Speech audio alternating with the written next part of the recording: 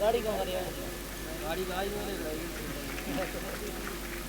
एक पीस अंदर एक पीस के बाद ठीक है फिर हमारे को देरी ना अपनी गाड़ी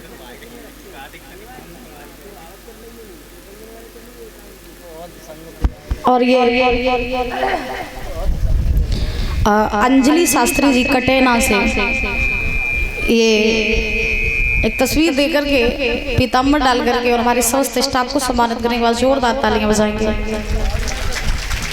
बहुत बहुत धन्यवाद है। भगवान से कामना करेंगे कि समाज में पद प्रतिष्ठा बनी रहे, माता रानी की कृपा बनी रहे, ऐसे ही हंसती मुस्कुराती बनी रहे, किसी भी चीज की कोई कमी ना हो, यही भगवान से कामना, यही आकांक्षा है। बोली गोविंद भगवान की, बोली बछली वाली मैया की, एक बार प्रेम से बोलो राधे राधे, और जोर से बोलो, आवाज नहीं आई, जोर से बोलो राधे राधे। वृंदावन में रहोगे तो राधे राधे कहोगे। आइए ताली बजा के बोलेंगे। ए बसना है मेरी बहन और श्याम की बंसी चुराई बेटी, बसना है मेरी बहन श्याम की बंसी चुराई बेटी।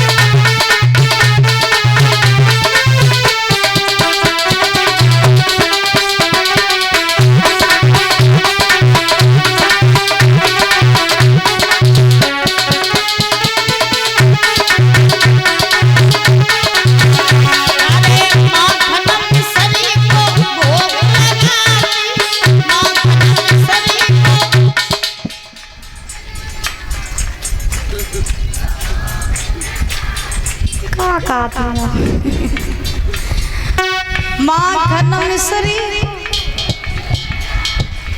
माखन मिश्री, सही बताओ, भोग लगाती हैं? लगाती? अच्छा ताली बजाओ, ऊंचे हाथ करो, को भोग लगे, तो हाथ ऊपर करके आवाज से और बोला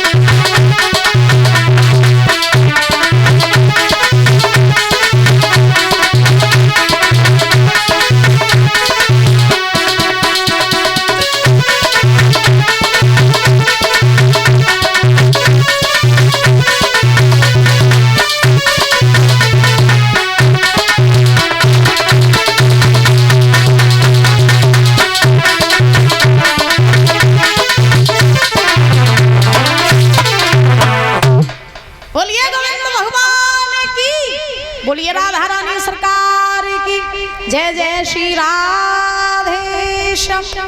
महाराज आज सुखदेव जी समझा रहे हैं राजन परीक्षित, राजा हरिश्चंद्र, रानी तारा, बेटा रोहितास, तीनों प्राणी बिकने के लिए परीक्षित जी काशी में चले। जब तीनों प्राणी काशी में बिकने के लिए चले बुजुर्गों, अवध लोगों को पता चला कि मेरे महाराज हम लोगों को छोड़ करके काशी में जा रहे हैं बिकने के लिए, तो अवध के लोग सब रोने लगे। अवध वासियों ने हरिश्चंद्र से कहा, महाराज इन महात्मा का जो भी धन है, जो भी कर है वो हम अदा कर देंगे, लेकिन आप हमें छोड़ के कहीं मत जाइए। अरे जब राज्य का राजा ही चला जाएगा फिर प्रजा किस काम की? महाराज मुझे भी साथ ले चलो, आप कहीं मत जाओ। हरिश्चंद्र ने कहा, सुनो प्रजा के लोगों, हमारा तुम्हारा साथ बस यहीं तक का था, अब ये अवध हमारी नहीं तुम्हारी है। और रही बात मदद की, तो आज अगर हमने तुमसे मदद ले ली तो ये संसार के लोग ये कहेंगे कि हरिश्चंद्र बहुत बड़ा दानवीर बना फिरता था, मुसीबत आई, दुख आए तो प्रजा से मदद मांगी। मुझे तुम्हारी मदद नहीं चाहिए, तुमने बोल दिया यही हमारे लिए बहुत है, प्रजा तुम्हारी, ये अवध तुम्हारी है, तुम ही संभाल लिए है। तीनों प्राणी चले। अब बारिश समय, परीक्षित जी महाराज कहते हैं समय से बड़ा इस संसार में कुछ भी नहीं है। समय बहुत बड़ा बलवान होता है, तो राजा को रंक बनाए देवे, और समय अगर चाहे तो रंक को राजा बनाए देवे। समय बहुत बड़ा बलवान होता है, इसीलिए तो कहते हैं सदा दिन कभी किसी के एक से नहीं होते हैं। कभी सर्दी कभी गर्मी, ये कुदरत के नजारे होते हैं। कभी सर्दी कभी गर्मी, ये कुदरत के नजारे होते हैं। और कभी कभी प्यासे वो भी रह जाते हैं जो दरिया के किनारे होते हैं। करते थे न्याय जो जज बनकर, वही कट घरे में खड़े देखे, और करते थे इलाज जो डॉक्टर बनकर वही हॉस्पिटल में पड़े देखे। समय बहुत बड़ा बलवान होता है, इसीलिए हम कहते हैं, हमेशा कहते हैं, कितनी भी दौलत शोहरत आ जाए, कितना भी पैसा आ जाए, या कितनी भी गरीबी आ जाए, महाराज सुख में ज्यादा फूलो नहीं और दुख में ज्यादा रोओ नहीं। क्यों? क्योंकि सुख दुख आने जाने हैं, गिरोगे नहीं तब तक संभलोगे कैसे? याद रखो, रोगे नहीं तब तक हंसोगे कैसे? तो जीवन में सुख दुख आना भी बहुत जरूरी है, लेकिन हाँ इतना जरूर होना चाहिए हम लोगों के अंदर नियंत्रण। कितना भी पैसा आ जाए, कितनी भी दौलत आ जाए, हमारे भीतर कभी भी घमंड नहीं आना चाहिए। अगर घमंड आ गया तो समय बहुत बड़ा बलवान होता है। हम तो सबसे यही कहते हैं, कहीं भी जाते हैं सबसे एक ही बात कहते हैं कि देखो आप सब लोग ये बात जानते हो कि संसार में न कोई लेके आया है कुछ, न कोई लेके जाएगा। हंसो, दूसरों को हंसाओ। अगर हर व्यक्ति अपने जीवन में ये नियम अपना लेना तो संसार में न कोई काऊ को महाराज दुश्मन बने ही ना, हमेशा इंसान मस्त रहे। लेकिन आजकल क्या है, व्यक्ति के भीतर दूसरे की बुराई, दूसरों के प्रति ईर्षा। अगर कोई आगे बढ़ रहा है तो दिन रात कोसत रहेंगे, वो आगे काहे बढ़ रहा है ना। तो ऐसा स्वभाव कभी हमारे भीतर नहीं आना चाहिए। अब देखो हरिश्चंद्र और रानी तारा, रोहितास, जिस रानी तारा ने कभी बाहर की धूप नहीं देखी थी, आज वही रानी तारा काशी में बिकने के लिए जा रही है, कटीले रास्तों पर चल रही, नंगे पैर चल रही। तो ये क्या है, समय पलटते महाराज देर नहीं लगती है। तीनों प्राणी चले, नंगे पैर जा रहे हैं, कटीले रास्तों पर चल रहे हैं। एक दिन नहीं, 2 दिन नहीं, 3 दिन नहीं, रोहितास के पैरों में छाले पड़ गए। रोहित ने मैया से कही, मैया वो पे चलो, नहीं जा रहा, मेरे पैरों में छाले पड़ गए, मैया तेरे लला 12 सोए है, मुझे बता दे काशी कितनी दूर है। तारा ने अपने लला को अपनी छाती से लगाए, लो पूत ने कई दूर और काशी रही, ने और चलो चल बस काशी में पहुंच जाए। तीनों प्राणी चले, चलते चलते परीक्षित जी 5वें दिन जाकर के काशी में पहुंच गए। जब तीनों प्राणी 5वें दिन जाके काशी में पहुंचे, विश्वामित्र ने तीनों को काशी के चौराहे पर खड़ो कर लो और परीक्षित जी चौराहे पर खड़ो करके आज विश्वामित्र आवाज लगाने लगे, काशी के लोगों, किसी को नौकर की जरूरत हो तो वो मेरे पास में आ करके मुझसे नौकर खरीद ले। और कैसे आवाज लगाई विश्वामित्र ने,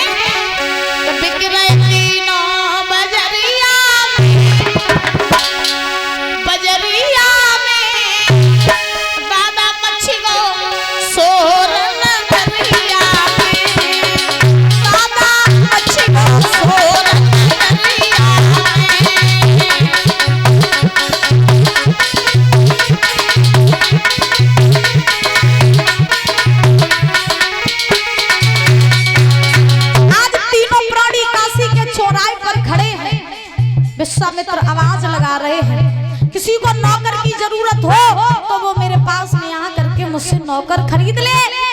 काशी के चौराहे पर भीड़ इकट्ठी हो